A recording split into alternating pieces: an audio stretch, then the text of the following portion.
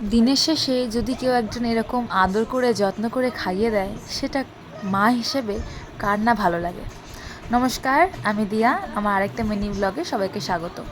এই যে দেখছেন, এটা হচ্ছে আমার মেয়ে, মাত্র 2 বছর বয়স। আমাকে খাইয়ে দিচ্ছে, কারণ ও জানে যে আজকে মায়ের মনটা একদম ভালো নেই, তাই জন্য ও আমাকে নিজে থেকে খাইয়ে দিচ্ছে। ছোট বাচ্চার হাত, ছোট ছোট হাত দিয়ে আমাকে রুটি ছিঁড়ে ছিঁড়ে খাইয়ে দিচ্ছে, নিজেও খাচ্ছে আবার আমাকেও খাইয়ে দিচ্ছে। কত সুন্দর, তাই না? মা হওয়া সার্থক। সারাদিন পরিশ্রম, মেয়েকে খাওয়ানো, মেয়েকে ঘুম পাড়ানো, মেয়ে এটা করো, মেয়ের সেটা করো, তার সাথে তো বাড়ির কাজ আছেই। আর দিনের শেষে যখন এরকম ছোট্ট হাত দিয়ে কেউ মুখে খাবার তুলে দেয়, সেটা স্বর্গ সুখের মতন।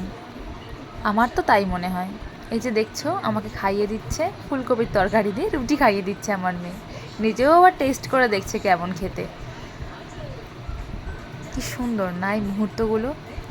এই মুহূর্তগুলো হয়তো আর কখনো ফিরে আসবে না, তাই ক্যামেরাবন্দি করে রাখাটা আমার কাছে খুবই একটা বিশেষ জিনিস বলে মনে হয়, যে আমার মেয়ের এই ছোটো ছোটো মোমেন্টগুলোকে আমি ক্যামেরাবন্দি করে রাখছি, তার সঙ্গে আপনাদের সাথেও শেয়ার করছি।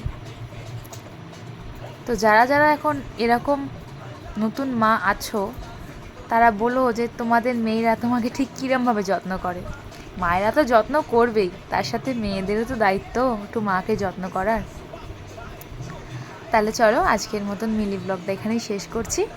দেখা হচ্ছে আমার মেয়ের সঙ্গে আরেকটা মিনি ব্লগে।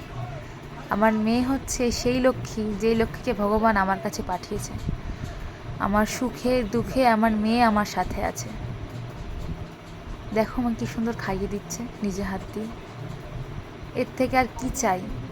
শরীরটা খুবই খারাপ করছিল, তাই জন্য আমার মেয়ে আমাকে খাইয়ে দিচ্ছে। ওকে বলতেও লাগেনি যে মা আমায় খাইয়ে দে, নিজে থেকেই আমাকে খাইয়ে দিল। এমনকি ঝালের বাটিতে হাত ডুবিয়ে ডুবিয়ে খাইয়ে দিচ্ছে। আমি তো ভাবছি মেয়ের চোখে হয়তো জ্বালা জ্বালা করবে, কিন্তু না, খাইয়ে দেওয়ার সাথে সাথে বলছে মা চলো হাত ধোবো এবার। হ্যাঁ, এবার চলো হাত ধোবো। কতটা বুদ্ধি হয়ে গেছে এই 2 বছরের মেয়ের আমার। এই 2 দিন আগেই আমার কোল আলো আলো করে এসেছিল।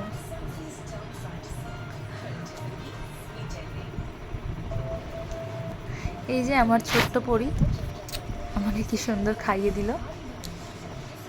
তাহলে চলো, টাটা, দেখা হচ্ছে আরেকটা মিনি ব্লগে। Bye bye.